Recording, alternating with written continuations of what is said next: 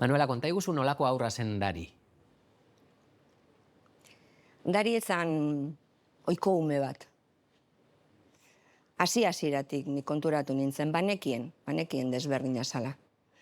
Bere zaletasunak, bere jakin-mina, erantzuteko era, ikasteko era. Dari adimentsua zen, oso ume adimentsua. Arlo guztietan, iaia guztietan, aparteko notak ateratzen zituen beti, eta ez zuen laguntzari behar. Beste puntu batzutan, kidekiko harremanetan, adibidez. Darik ez zeukan bat-bateko erantzunak emateko gaitasuna. Hori normalean umiek euki badaukate. Bai? Darik behar zuen aldez aurretik erantzun guztiak prest izatea, ikasitak. Horika txikien artean hori bat ere arrunta. Ze askotan idatzita ez dauden arauak, ero komentatzen ez diren arauak, berak ez zituen buruan. Gero, inguruko pertsonak oso importantea dira. Orduan, irakasleen arabera, izaten ziren egoera horiek, errezagoak, ero mingarriagoak.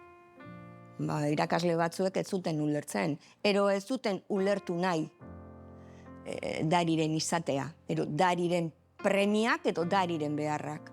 Orduan hor,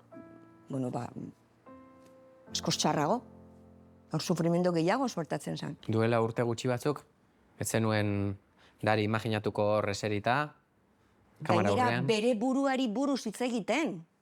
Gainera, hitz egiten era baikorrarekin. Ez da pentsatu ere.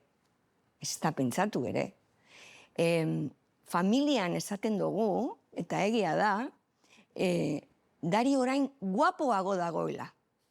Eta ezkarrak ezurretan ibiltzen, egia da, begirada aldotu zaio, irribarri gehiago egiten du. Eta nik baten lehenengo aldian, entzun nion esaten, gaztelaniaz esan zuen, ama, soy feliz. Hori inoiz enion entzun Dariri. Eta hori gertatu da, diagnosia eta gero, amnabiren eskutik lana jasota gero, bere etxe bizitza izan eta gero. Eta hori esaten entzun zenionean? Baita ni ere esan nion, bezarkada ederra eman genion elkarri. Bai, hori gertatu zen bere etxea erosi genuenean. Dariren etxea berea da orain. Orduan, berak ikusi zuen hor, bere etorkizuna posibleagoa zala. Nire etxean nago.